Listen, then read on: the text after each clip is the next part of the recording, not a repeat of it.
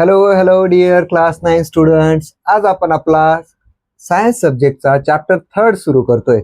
Last time आपण energy flow in an ecosystem हा तुमचा सायन्स सेकंडचा चॅप्टर ऑलरेडी कव्हर अप केलेला आहे. सगळे टॉपिक आपण त्याच्यातले डिस्कस केले. आतापर्यंत आपले 4 चॅप्टर ऑलरेडी शिकून झालेत. हा आपला ऍक्च्युअली टेक्निकली बघायला गेलं तर चॅप्टर नंबर 5 असेल, बट सायन्स फर्स्टचा 3rd चॅप्टर आणि जर टोटल ओव्हरऑल बघितलं सायन्सचा 5वा चॅप्टर आपण सुरू करतोय. ठीक आहे. आपल्या चॅप्टरचं नाव आहे करंट इलेक्ट्रिसिटी. आता हा चॅप्टर खूप सिंपल पण आहे, याच्यामध्ये टर्मिनॉलॉजीज पण आहेत. पण आपल्याला आता लक्षात काय ठेवायचं, आपण जेव्हा एखादी गोष्ट शिकायला जातो ना, शिकणं आणि अभ्यास करणं या 2 वेगवेगळ्या गोष्टी असतील. का बरं? शिकणं कशाला म्हणतो आपण? जी गोष्ट शिकायची ना तर तिला पूर्णपणे समजून घेणं, तिच्याबद्दल भविष्यात कधीही विचारलं गेलं तर स्वतःच्या भाषेत मांडता येणं, याला आपण काय म्हणतो? ती गोष्ट आपण शिकलो.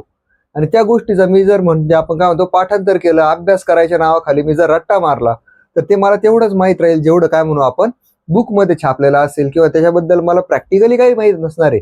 मला फक्त काय माहिती असणार आहे, जे मी पाठ केलं तेवढीच डेफिनेशन माहित असणार आहे. ठीक आहे. मग आता बघा बरं, चॅप्टरचं नाव आहे आपल्या करंट इलेक्ट्रिसिटी. किती नाही म्हटलं तर आपल्याला माहिती करंट कशाला म्हणायचं. करंट शब्द जेव्हा जेव्हा येतो ना त्यावेळी एक गोष्ट लक्षात ठेवायची. वाहतं पाणी असेल तर वाहत्या पाण्याच्या जो काही पाण्याचा प्रवाह असेल त्याला आपण काय म्हणतात? Water current.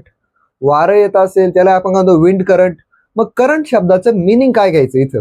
आता इलेक्ट्रिसिटीच्या बाबतीत बोलतोय म्हटलं त्याला तर पुढे बघू आपण करंट इलेक्ट्रिसिटीच्या बाबतीत काय असतो. पण आधी करंटचं मिनिंग समजून घ्या. करंट कशाला म्हणतो आपण? कोणतीही गोष्ट जेव्हा वाहत असते ना, whenever there is a thing which is in a flow. कोणतीही गोष्ट ज्यावेळी वाहत असते, फ्लो मध्ये असते, प्रवाहात असते, त्यावेळी त्या फ्लोला म्हटलं जातं करंट. मग आपण सिम्पली काय सांगू, आता इलेक्ट्रिसिटीच्या बाबतीत आपल्याला करंट समजून घ्यायचं आहे तर आपण काय सांगणार? Current electricity is nothing but flow of electrons. त्याला काय म्हणू आपण? Flow of electrons. मग आपल्याला जर कोणी विचारलं इलेक्ट्रिसिटी म्हणजे काय किंवा करंट म्हणजे काय, तर आपल्याकडे आन्सर काय असलं पाहिजे? करंट काय असतं? जर आपण बेसिक शब्द जर बघितला तर करंटचं मिनिंग काय येतं आपल्याकडे? Current is nothing but flow of electrons. आता करंट वाहतोय म्हटल्यानंतर काय म्हणतो आपण? काहीतरी तर वाहत आहे ना. मग काय वाहत आहे? इलेक्ट्रॉन्स वाहत आहेत. कशातून वाहतील? आपण म्हटलं इलेक्ट्रॉन ज्यावेळी एका जागेवरून दुसऱ्या जागी घेऊन जायचे तर ते कुणीतरी घेऊन जाणार आहे की नाही, तर त्याला काय म्हणतो आपण? In a conductor. आता आपल्याकडे बघा खूप साऱ्या आपण मागच्या वर्षीपासून शिकत आलोय. कॉपर असेल, कॉपरला आपण काय म्हणतो? Good conductor of heat and electricity. किंवा आपण आपल्या घरात असणारे युटेन्सिल असतील, किचनमध्ये वापरणारे भांडे, ते पण काय असतात? हीट इलेक्ट्रिसिटीचे काय म्हणतो आपण? गुड कंडक्टर असू शकतात. ते मेटल टू मेटल व्हॅरी करताय का नाही. मग आता आपण बघितलं what is mean by current. Current काय असतो हे जर कळलं असेल तर इलेक्ट्रिसिटीच्या टर्म्समध्ये त्याला आपण डिफाईन पुढे जाऊन करणार आहोत. त्याचा एक टॉपिक पण येतो आपल्याकडे चॅप्टरमध्ये. पण करंटली आपल्याला काय बघायचं होतं? करंटचं मिनिंग समजलं असलं तर आपण पुढे जाऊ. पुढचा जो टॉपिक येतोय आपल्याकडे तो असेल आपल्याकडे potential difference. What is mean by potential difference. पहिलं जे लेक्चर असतं ना कोणत्याही चॅप्टरचं, तर त्यामध्ये काय असतं आपल्याकडे? सगळ्या इंट्रोडक्टरी टर्म्स असतात. सगळ्या टर्म्स आपल्याला एकदा व्यवस्थित सुरुवातीला कळल्या, पहिलं लेक्चर कधीच कोणत्याच चॅप्टरचं मिस करायचं नाही. मग सगळ्यात पहिलं आपल्याला जर टर्म्स कळायला लागल्या तर पुढे जाऊन चॅप्टरमध्ये जेव्हा जेव्हा आपण पोटेन्शियल डिफरन्स म्हणू, व्होल्टेज म्हणू, त्यावेळी आपल्याला काय होतं? पटपट क्लिक व्हायला सुरुवात होते. ओके. मग आता आपण बघतोय पोटेन्शियल डिफरन्स. पण त्यापूर्वी माझा एक प्रश्न असा असेल, आज आपलं लाईफ इथं बघा बरं, आपण किती नाही म्हटलं एवढ्या गरमटात आपल्याला, एवढ्या उन्हाळ्यामध्ये जर आपल्याला सर्व्हाइव्ह करायचं तर आपल्याला फॅन पाहिजे, कूलर पाहिजे, एसी पाहिजे. किंवा आपण काय म्हणतोय, आज आपल्याला घरी मसाला बनवायचा आहे, पटकन आपण मिक्सरमध्ये त्याला ग्राइंड करतो. इलेक्ट्रिसिटी आपल्याला कुठं नाही पाहिजे आजच्या काळात. मग क्वेश्चन असा आहे, जेव्हा आपण काय म्हणतो ना आजच्या काळामध्ये जर इलेक्ट्रिसिटी सडनली डिसअपिअर झाली, इलेक्ट्रिसिटी जर सडनली गायब झाली तर ह्युमन बिंग सर्व्हाइव्ह करू शकतील का? तर याचं उत्तर काय असणार आहे? बरोबर सगळ्यांना असं वाटणार आहे का येस सर, सर्व्हाइव्ह करणं काय इम्पॉसिबल थोडी. छत्रपती शिवाजी महाराजांच्या काळामध्ये सुद्धा इलेक्ट्रिसिटी नव्हती, लोक दिवे लावून का होईना सर्व्हाइव्ह करत होते. ज्यावेळी आपण म्हणतो माणसाची, ज्यावेळी आपण म्हणतो ह्युमन इव्होल्युशन ज्यावेळी चालू असेल तेव्हा पण माणूस थोडी इलेक्ट्रिसिटीच्या भरोशावर होता. त्यावेळी तर आग पण नंतर इन्व्हेंट झाली होती. मग एक्झॅक्टली सांगायचं काय आहे, सर्व्हाइव्ह करणं पॉसिबल असेल. पण आज आपण आपली लाईफ इलेक्ट्रिसिटीवरती एवढी डिपेंडंट सोडली ना. आपल्याकडे गॅजेट्स असतील, फोन्स असतील, आपले लॅपटॉप्स असतील, पीसी असतील, टीव्ही असेल, इस्त्री असेल, आपण किती नाही म्हटलं तर आपल्याकडे घरात असणारे आपण काय म्हणतो मिक्सर ग्राइंडर असतील, या सगळ्या वस्तूंवरती आपलं लाईफ इतकं डिपेंडंट झालं ना का आजच्या काळामध्ये इलेक्ट्रिसिटी शिवाय सर्व्हाइव्ह करणं आपण काय सांगू ना, माणसाच्या मनात असलं तर तो सर्वाइव्ह करू शकतो कोणत्या एक्स्ट्रीम कंडिशनला. बट आपण काय सांगतोय, ऑलमोस्ट क्लोज टू इम्पॉसिबल आपण असं म्हणू शकतो, आहे की नाही. मग ठीक आहे, आपल्याला काय सांगायचं होतं फक्त, हा चॅप्टर का महत्वाचा आहे आपल्यासाठी, बिकॉज इलेक्ट्रिसिटीवरती आपलं लाईफ हायली डिपेंडंट आहे. आणि जर आपली लाईफ डिपेंडंट असेल तर असा चॅप्टर समजून घेणं पण आपलं काय असलं पाहिजे, कर्तव्य असलं पाहिजे. ठीक आहे. मग आता पोटेन्शियल डिफरन्स हा आपला टॉपिक आहे. कशाला म्हणायचं पोटेन्शियल डिफरन्स? आता किती नाही म्हटलं, आपण काय सांगतोय पोटेन्शियल कशाला म्हणायचं ते आधी समजून घ्या. पोटेन्शियलला आपण मराठीमध्ये काय म्हणतो ना, त्याला आपण जर समजून घ्यायला गेलो तर पोटेन्शियलला आपण काय म्हणतो, क्षमता म्हणतो. मग पोटेन्शियल डिफरन्स म्हणजे काय? जर मी एखादी वस्तू, जर आपण काय म्हटलं एखाद्यामध्ये जास्त क्षमता आहे त्याची अचिव्हमेंट जास्त असेल, एखाद्याकडे क्षमता कमी होती त्याची अचिव्हमेंट कमी असेल, ह्या दोघांमध्ये ज्याची जास्त क्षमता होती ज्याची कमी क्षमता होती, ह्या दोघांमध्ये आपण काय केलं, एक कंपॅरेटिव्ह डिफरन्स जर कॅल्क्युलेट केला, जर आपण एक डिफरन्स कॅल्क्युलेट केला जास्त आणि कमी मध्ये, तर जो डिफरन्स मिळेल आपल्याला त्याला आपण काय म्हणू, पोटेन्शियल डिफरन्स. मग आपण याला डिफाईन कसं करणार बरं, सरळ सरळ, it is the difference between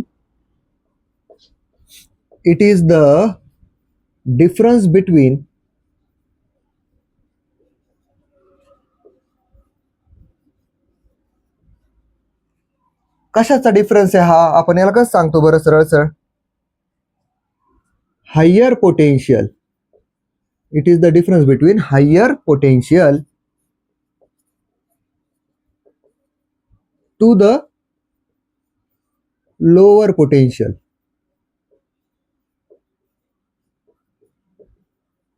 मग आता हे वाक्य जे लिहिलं आपण, हायर पोटेन्शियल आणि लोअर पोटेन्शियल या दोघांमधला डिफरन्स काय, आपला पोटेन्शियल डिफरन्स. याला समजून कसं घेणार आपण?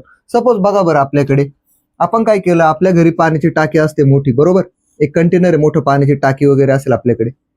या टाकीमध्ये आपल्याकडे काय असणार आहे, पाणी असणार आहे. आणि ह्या टाकीमध्ये पाणी जास्त आहे म्हटल्यानंतर आपण काय म्हणू, ही जी टँक असेल आपल्याकडे, हा काय असेल, हायर पोटेन्शियल वरती असेल. ही जी टाकी असेल आपल्याकडे, ही कशी असेल, आपली हायर पोटेन्शियल वरती असेल. आणि सेम टाइमला आपण काय म्हणतो, टाकीला खाली नळ असेल आपल्याकडे, आणि मी काय केलं ना, एक बकेट घेतली आणि तिला काय केलं आपण, इथं भरायला असं लावून दिलं. मग मला सांगा बरं काय होईल, पाणी कुठं फ्लो होणार आहे, ह्या बकेटमध्ये फ्लो होईल असं, आणि खाली काय होईल, बकेटमध्ये पाणी साचायला लागेल. मग ह्या बकेटमध्ये पाणी वाहत होतं, कुठून वाहत होतं, हायर पोटेन्शियल कडून. या बकेटमध्ये आलं, इथं बकेटचा पोटेन्शियल कसा झाला आपल्याकडे, ऑब्व्हियसली लोअर पोटेन्शियल. मग आपण काय म्हटलं, कोणत्याही गोष्टीमध्ये आपल्याला जर पोटेन्शियल डिफरन्स काढायचा असेल तर आपण काय सांगणार, सरळ सरळ, हायर पोटेन्शियल कडून एखादी गोष्ट जेव्हा लोअर पोटेन्शियल कडे वाहते, या दोघांमधला जो डिफरन्स आहे त्याला आपण काय म्हणतो, पोटेन्शियल डिफरन्स. मग आता हा आपल्या करंट इलेक्ट्रिसिटीच्या टर्म्स मध्ये आपण कसा मांडणार बरं? याला जर आपल्याला करंट इलेक्ट्रिसिटीच्या टर्म्स मध्ये मांडायचं असलं तर आपण काय म्हणणार, it is the difference between higher potential to the lower potential, कोणाचा पण ते आपल्याला सांगावं लागेल, of charge. It is the difference between higher potential to the lower, it is the difference between higher potential to the lower potential of charge. आता electricity वाहते म्हटल्यानंतर ऑब्वियसची गोष्ट आहे की नाही, इलेक्ट्रिसिटी म्हटल्यानंतर काय येतं आपल्याकडे, इलेक्ट्रिसिटी कधी वाहील, ज्यावेळी आपण काय म्हणतोय इलेक्ट्रॉन्स वाहतील तेव्हा. आणि इलेक्ट्रॉन्सला आपण काय म्हणतो, निगेटिव्हली चार्ज पार्टिकल, म्हणजे तो काय एक चार्ज आहे. इलेक्ट्रिसिटीच्या बाबतीत जेव्हा आपण बघतो त्यावेळी आपण काय सांगतो, इलेक्ट्रिसिटी वाहणार आहे म्हणजे इलेक्ट्रॉन तर वाहणारच आहे, सेम टाइमला आपण काय सांगतो, चार्ज पण वाहणार आहे. आणि चार्ज कोणते, आपल्याकडे दोन टाईपचे चार्ज असतील. इलेक्ट्रॉन जर निगेटिव्ह असेल तर आपल्याकडे दुसरा चार्ज कोण असेल, पॉझिटिव्ह चार्ज. मग आपण आता थोडंसं प्रोग्रेस करू, पुढे जाऊ या चॅप्टरमध्ये. आपण पोटेन्शियल डिफरन्स कळला असेल तर पुढे जाऊ आपण आता.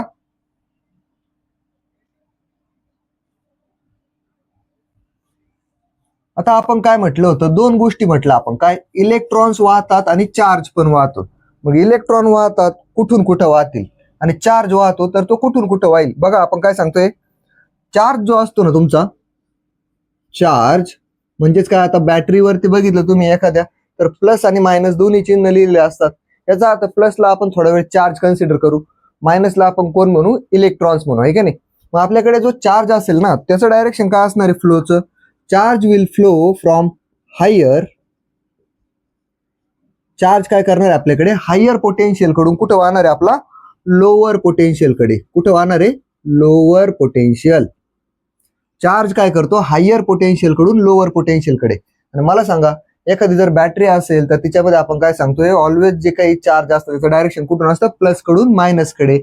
मग आपण याला असं लिहू शकतो की नाही, from positive to the negative. Charge कुठं वाहतो आपला, पॉझिटिव्ह कडून निगेटिव्ह कडे. सेम टाइमला आपण जर बघितलं इलेक्ट्रॉन्स कसे वाहतील, मग आपल्याला ते सांगायचे, निगेटिव्ह चार्ज कसा वाहील. आता आपण इलेक्ट्रॉन्स बद्दल बोलतोय. इलेक्ट्रॉन्स कसे वाहतील आपण म्हटलं, electron always flow from lower potential, किंवा असं म्हणून लोअर कडून आपण काय म्हणतो, हायर पोटेन्शियल कडे कोण मूव्ह होतात, आपले इलेक्ट्रॉन्स. मग आता चार्जच्या बाबतीत काय म्हटलं आपण, चार्ज हायर कडून लोअर कडे जातो, इलेक्ट्रॉन कुठे जातात, लोअर कडून हायर कडे जातात. मग आपण असं म्हणू शकतो की याच्या बाबतीत काय, निगेटिव्ह कडून इलेक्ट्रॉन कुठे जातील, आपले पॉझिटिव्ह टर्मिनल कडे. तर या दोन टर्म आपल्याला खूप गरजेच्या आहेत, बिकॉज इथून पुढे जेव्हा जेव्हा आपण इलेक्ट्रिक सर्किट ड्रॉ करू त्यावेळी तुम्हाला कळलं पाहिजे का आपण प्लस कडून जाताना का दाखवतो ॲरो. असं आपण जेव्हा सर्किटची डायग्राम ड्रॉ करतो आपण एक ॲरो दाखवतो ना, तो प्लस कडून मायनस कडे का जातो, कारण चार्ज कुठून जातो, हायर पोटेन्शियल कडून लोअर कडे जातो. आणि जेव्हा तुम्ही इलेक्ट्रॉन दाखवता त्यावेळी इलेक्ट्रॉनच्या बाबतीत जर हाच ॲरो जर मी असा दाखवला उलटा, तर इलेक्ट्रॉन कुठून जातील, निगेटिव्ह टर्मिनल कडून कुठे जातील, पॉझिटिव्ह टर्मिनल कडे. तर एवढा सिंपलचा एक डिफरन्स होता, एक सिंपलची कन्सेप्ट होती आपल्याकडे, ती आपल्याला समजून घ्यायची होती. आता सपोज आपण असं म्हणू, आता यालाच आपण जर थोडंसं या टॉपिकला थोडंसं अजून पुढे नेलं आपल्याला समजण्यासाठी, तर आपण काय म्हटलं, सपोज मी काय केलं, मी दोन टर्मिनल घेतले. एक हा घेतला आपण, एक टर्मिनल म्हणजेच काय, आपण दोन रॉड घेतले समजा, एक पॉझिटिव्ह चार्जवाला आणि एक काय घेतला आपण, निगेटिव्ह चार्जवाला. याला जर मी ए नाव दिलं आणि याला जर मी बी नाव दिलं, आणि ए वाल्याकडे आपण काय म्हणतो, ए वाल्याकडे आपल्या कोण होता, पॉझिटिव्ह चार्ज होता, आणि बी वाल्याकडे आपला निगेटिव्ह चार्ज होता. तर आपण आत्ताच काय डिफाईन केलं होतं, पोटेन्शियल डिफरन्सला काय, हायर कॉन्सन्ट्रेशन कडून लोअर कॉन्सन्ट्रेशन कडे ज्यावेळी आपण काय म्हणतो इलेक्ट्रॉन्स फ्लो होतील, त्यांच्या मधला जो डिफरन्स असेल त्याला आपण काय म्हणू, या दोघांच्या मधला जो डिफरन्स असेल त्याला आपण काय म्हणतो, पोटेन्शियल डिफरन्स. म्हणजे आपल्याकडे जास्त इलेक्ट्रॉनचं कॉन्सन्ट्रेशन जिथं असेल तिथून इलेक्ट्रॉन कुठं वाहतील, कमीकडे. या जास्त आणि कमी मधला जर डिफरन्स काढला आपण, सबस्ट्रॅक्शन काढली, तर त्याला आपण काय म्हणतो, पोटेन्शियल डिफरन्स. मग आता बघा बरं, पोटेन्शियल डिफरन्स काढायचं शिकतोय आपण, पण या पोटेन्शियल डिफरन्सला आपण काय सांगतोय, आपल्याला याच्यावरती एक टॉपिक पण येतो, काय, potential difference of a cell. मग आपण जर एक सेल घेतला, इलेक्ट्रिक सेल, तर त्याचा पोटेन्शियल डिफरन्स आपण कसा काढणार, ह्या सगळ्या इम्पॉर्टंट टर्म्स आहे आपल्याकडे, आपण त्यांना व्यवस्थित समजून घेऊ, म्हणजे चॅप्टरमध्ये पुढे जाऊन प्रॉब्लेम राहणार नाही. मग आपण काय म्हटलं बघा बरं, आता आपण काय म्हणतोय, potential difference of a cell. आणि ऑलवेज लक्षात ठेवायचं, पोटेन्शियल डिफरन्सला आपण लिहिताना कशाने लिहितो, सिम्बलने, व्ही ने लिहितो. आणि व्हीचा अर्थ आपल्याला माहिती, त्याला आपण काय म्हणतो, व्होल्टेज. मग तुम्ही असं म्हणू शकता की नाही, पोटेन्शियल डिफरन्स म्हणजेच काय, आपल्याकडे गावामध्ये इलेक्ट्रिसिटी येते, बरोबर, गावात एक डीपी असते मोठी, त्याला आपण ट्रान्सफॉर्मर म्हणतो. डीपी पासून आपल्या घरापर्यंत जो पोल घेऊन येतोय इलेक्ट्रिसिटी, तो काय करतोय, पोलवरती इलेक्ट्रिसिटी कमी असेल, डीपी मध्ये ट्रान्सफॉर्मर मध्ये जास्त असेल, या दोघांमधला डिफरन्स जो आपल्या घरात इलेक्ट्रिसिटी देऊन जातो त्याला आपण काय म्हणतो, पोटेन्शियल डिफरन्स, किंवा त्याला आपण काय म्हणतो, व्होल्टेज.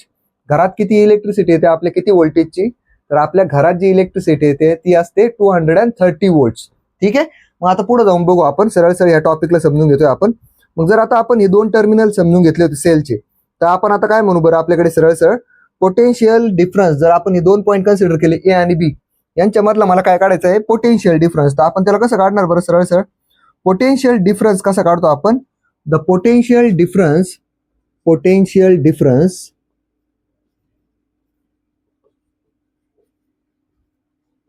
Between two points. दोन पॉइंट आहेत आपल्याकडे, एक असेल स्टार्टिंग पॉइंट जिथून इलेक्ट्रॉन फ्लो होतील, एक असेल आपल्याकडे रिसिव्हिंग पॉइंट, किंवा आपण काय म्हणतो त्याला एंड पॉइंट, जिथं इलेक्ट्रॉन ट्रॅव्हल करतील.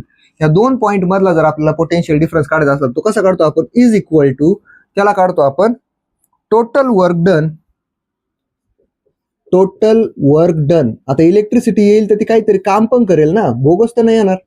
मग आपण काय म्हणतो, total work done upon total charge transferred. किती चार्ज व्हायला, इकडून इथपर्यंत किती चार्ज व्हायला, टोटल चार्ज ट्रान्सफर्ड. मग हा आपल्याकडे काय आहे, पोटेन्शियल डिफरन्सचा फॉर्म्युला आहे. आत्ताच आपण बघितलं, पोटेन्शियल डिफरन्सला आपण कशाने दाखवतो, therefore V is equal to, V कोण आहे आपला, पोटेन्शियल डिफरन्स, व्होल्टेज म्हणतो आपण त्याला. मग त्याला आपण काय म्हटलं, टोटल वर्क डनला आपण कशाने दाखवतो, डब्ल्यू ने, अपॉन टोटल चार्ज ट्रान्सफर्ड. चार्जला आपण दाखवतो क्यू ने. चार्जला कशाने दाखवलं जातं? क्यू ने. मग आपण असं म्हणू शकतो की नाही, मला सांगा बरं, आता मला व्होल्टेजचं युनिट बनवायचंय, किंवा आपण म्हणू व्होल्टेज हे स्वतः युनिट आहे, पण ते कसं आलं असेल, आपल्याकडे जे काही व्होल्टेज असेल ना ते कसं आलं असेल, आपण म्हणू therefore V is equal to, work डनचं युनिट असतं आपल्याकडे जूल, आणि चार्ज जो आहे आपल्याकडे त्याचं युनिट असतं कुलम. कुलम. आता आपण याला समजून घेऊ, कुठेतरी साईडला लिहून घेऊ. बघा आपण काय म्हटलं होतं, हिअर आपण असंच लिहू, here W is work done, ते तर माहिती आपल्याला, आणि क्यू कोण आहे आपला? चार्ज. आणि चार्जचं युनिट काय असतं याला ब्रॅकेटमध्ये म्हणून घेऊ आपण कुलंब. काय म्हणतो आपण याला? कुलंब. तर या पद्धतीने बघा आपल्याकडे जर तुम्हाला पोटेन्शियल डिफरन्स काढायचा असला, तुम्ही त्याला एक तर काय म्हणू शकता, डायरेक्ट व्होल्टेज म्हणू शकता, किंवा व्होल्टेजला आपण कसं लिहितो, voltage is nothing but joule per coulomb. तर या पद्धतीने पण तुम्ही दाखवू शकता. मग आय होप आपल्याला आता याची कन्सेप्ट पूर्ण क्लिअर झाली असेल. What is mean by potential difference. दोन टर्मिनलच्या मधला जो काही डिफरन्स असेल, हायर पोटेन्शियल टर्मिनल आणि लोअर पोटेन्शियल टर्मिनल, या दोघांच्या मधल्या डिफरन्सला आपण काय म्हणतो? Potential difference. एका सेलच्या बाबतीत आपण बघत होतो सेलचं व्होल्टेज किती असतं. तुमच्यासाठी एक ऍडिशनल टर्म, जो आपल्या घरी घड्याळाचा सेल येतो, निपो, एव्हरीडे असे वेगवेगळे सेल येतात, या सेलचा जो काही आपल्याकडे पोटेन्शियल डिफरन्स असतो तो आपल्याला त्याच्यावरती लिहिलेला असतो. कधीतरी सेल घ्यायचा आणि बघायचं, त्याच्यावरती लिहिलेलं असतं 3.7 व्होल्ट. 3.7 व्होल्ट. मग आपण काय म्हणणार, इथं व्हीच्या जागी आपल्याला माहित पाहिजे व्ही कोण आहे आपला? व्होल्ट. त्याला आपण व्होल्टेज पण म्हणतो. मग व्होल्ट, 1 व्होल्ट म्हणजे किती असतं आपलं? 1 जूल पर 1 कुलम. त्याला आपण काय म्हणू? व्होल्टेज. ठीक आहे. पुढचा टॉपिक बघू आपण, याचा स्क्रीनशॉट घ्या.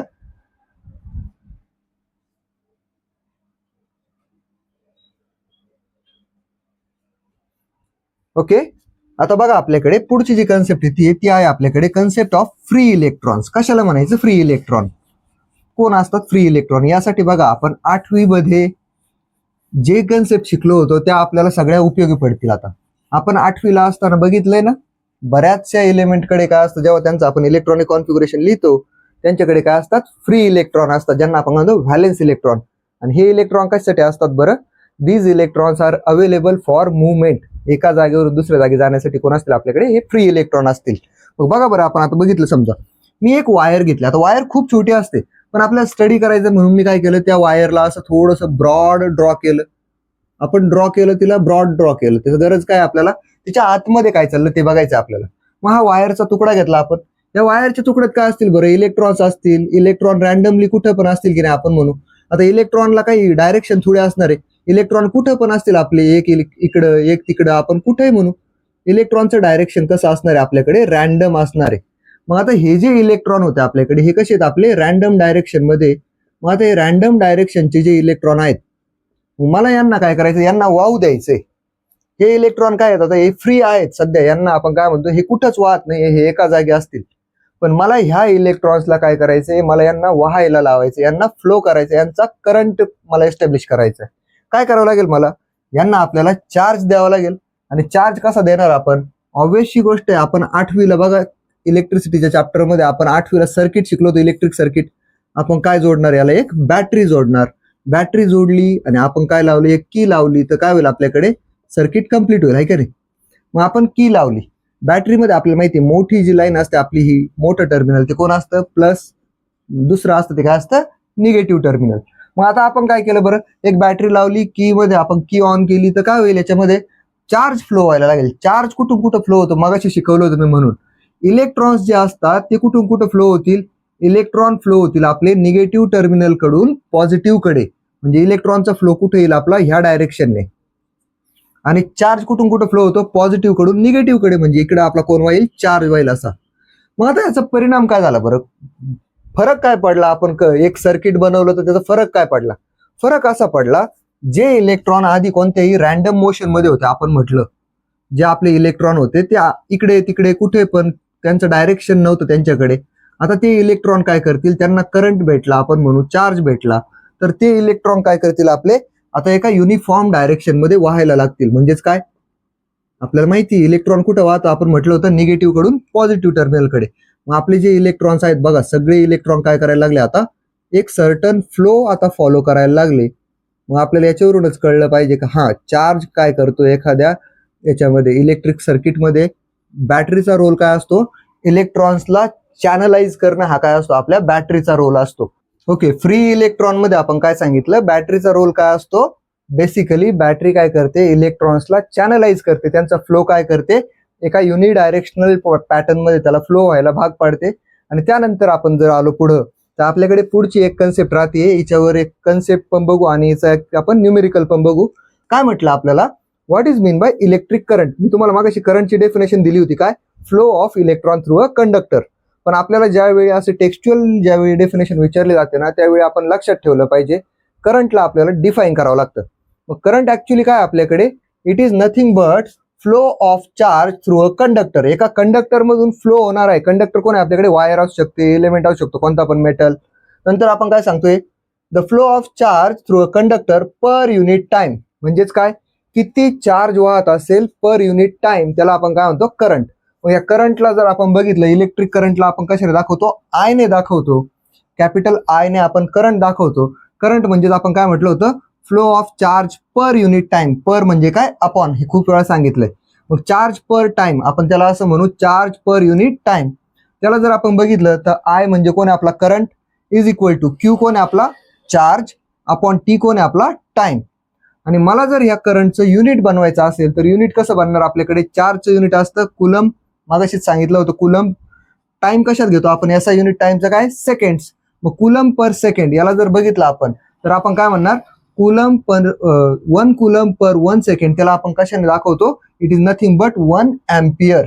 आणि एम्पियर काय असतं मग आपल्याकडे, SI unit of current is ampere. त्याला आपण दाखवतो कॅपिटल ए ने. याला व्यवस्थित लक्षात ठेवायचं, बिकॉज तुम्हाला फिल इन द ब्लँक मध्ये 1 मार्क साठी विचारलं जातं, SI unit of current is dash. तिथं कोण असेल आपल्याकडे, एम्पियर. तर या पद्धतीने आपल्याकडे करंटची कन्सेप्ट असेल. आता आपल्याला याच्यावरती एक छोटंसं न्यूमेरिकल आहे, तेवढं न्यूमेरिकल घ्यायचंय. तुम्हाला आता करंटची कन्सेप्ट कळली असली तर आपण काय करू, सरळ सरळ आपण असं म्हणू का, आपल्याला काय दे, याचा एक स्क्रीनशॉट घ्यायचा आणि आपल्याला काय बघायचं, एक न्यूमेरिकल आहे याच्यावरती, तेवढं बघू आपण.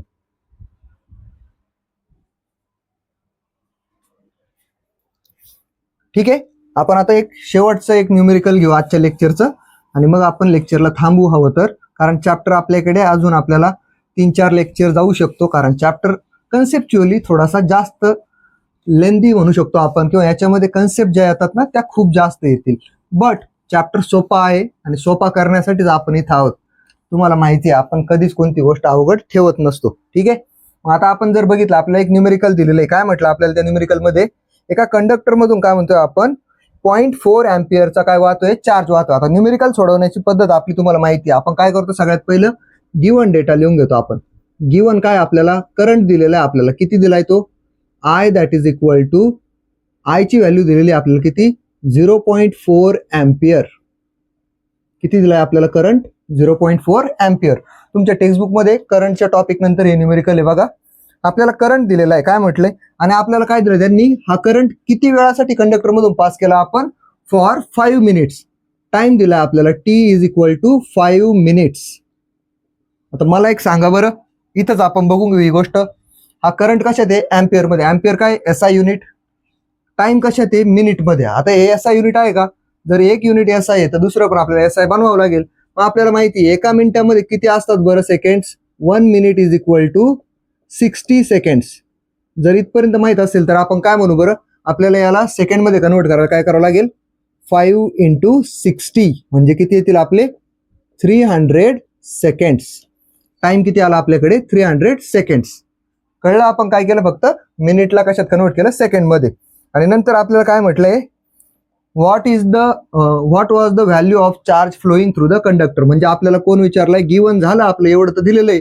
आपल्याला कोण शोधायचंय, मग आपण म्हणणार टू फाइंड, कोण शोधायचं आपल्याला, चार्ज शोधायचा, बरोबर, चार्ज. आणि चार्जला आपण कशाने दाखवतो, क्यू ने. Q is equal to what, असा आपला क्वेश्चन असेल. मग आता आपण काय म्हणणार, फॉर्म्युला वापरू आपण, फॉर्म्युला. इथून पुढे न्यूमेरिकल ह्याच फॉर्मॅटमध्ये सोडवायचे, काय, गिवन टू फाइंड, आणि आपण कोण वापरणार आहोत, गिवन टू फाइंड आणि फॉर्म्युला. कोणता फॉर्म्युला वापरणार आपण, आय आहे आपल्याकडे, टी आहे, आपण काय काढू शकतो, चार्ज काढू शकतो. मग आपण काय म्हणणार, current I is equal to Q upon T. हा फॉर्म्युला वापरू शकतो आपण. मग आता व्हॅल्यूज टाकू याच्यामध्ये. आय ची व्हॅल्यू आपल्याला माहिती किती आपल्याकडे 0.4 इज इक्वल टू क्यू आपल्याला काढायचा आहे. टी ची व्हॅल्यू आपल्याकडे आहे 300. मग हा 300 इकडे डिवाइड इकडे जाऊन काय होईल मल्टिप्लाय. मग आपण काय म्हणणार therefore Q is equal to 0.4 into 300. मग आता 300 ने मल्टिप्लाय केलं तर काय येईल बरं आपल्याकडे 3 4 जार 12. आणि आपण काय म्हणतोय डेसिमल पॉईंट जर आपण शिफ्ट केला तर 12 आणि त्याच्यावरती 2 झिरो याच्या येतील तर म्हणजे किती येतील आपल्याकडे 2 झिरो आणि एक डेसिमल पॉईंट सरकवलं म्हणजे काय येईल आपल्याकडे 120. आणि चार्जचं युनिट माहिती आहे आपल्याला. चार्ज कशात मोजतो आपण कुलम मध्ये. मग आपण therefore Q is equal to 120 coulomb. याला आपण मस्तपैकी एक बॉक्स करायचा आणि खाली म्हणायचं therefore the charge flowing through the conductor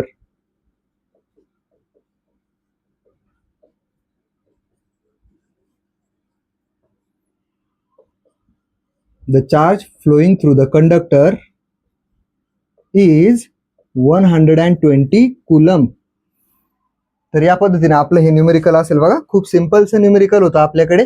आपल्याला करंटचा फॉर्म्युला लर्न करायचा आहे, लक्षात ठेवायचा आहे आणि आपण त्याच्यावरून काय करू शकतो डेफिनेशन लक्षात राहिली चार्ज पर युनिट टाइम. तर त्याच्यावरून आपल्याला फॉर्म्युला बनवता येईल क्यू अपॉन टी. त्याच्यामध्ये व्हॅल्यूज टाकून आपण काय करायचं फक्त कन्व्हर्जन कशाचं करायचं टाइमचं SI युनिट आहे की नाही बघून घ्यायचं. हा एक आपला प्रॉब्लेम होता. याचा स्क्रीनशॉट घ्या.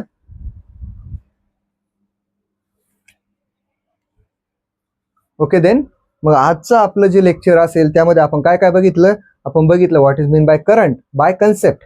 नंतर आपण बघितलं what is mean by potential difference. त्यानंतर आपण बघितलं काय what are free electrons. Free electron channelize कसे होतात ते आपण बघितलं. चार्ज कुठून कुठे फ्लो होतो प्लस कडून मायनस कडे. मग आपण काय म्हणतो इलेक्ट्रॉन कुठून कुठे फ्लो होतात निगेटिव्ह टर्मिनल कडून पॉझिटिव्ह कडे. आणि लास्टला आपण बघितलं what is mean by current. करंटचे आपण कन्सेप्ट पण बघितले आणि त्याचं एक न्यूमेरिकल पण बघितलं. सो अशा पद्धतीने आपलं आजचं हे पहिलं लेक्चर असेल. यानंतरचा जो पार्ट असेल तो लवकरच अपलोड केला जाईल. जर आजचं लेक्चर समजलं असेल आपल्यासाठी युजफुल ठरलं असेल तर व्हिडिओला लाईक करा, आपल्या मित्रमैत्रिणींसोबत शेअर करा आणि सगळ्यात महत्त्वाचं चॅनलवर नवीन असाल तर सबस्क्राईब करा जेणेकरून पुढचं लेक्चर जेव्हा अपलोड होईल सगळ्यात पहिले तुम्हाला नोटिफिकेशन येऊन जाईल. Okay then keep supporting, keep growing and keep studying. Thank you.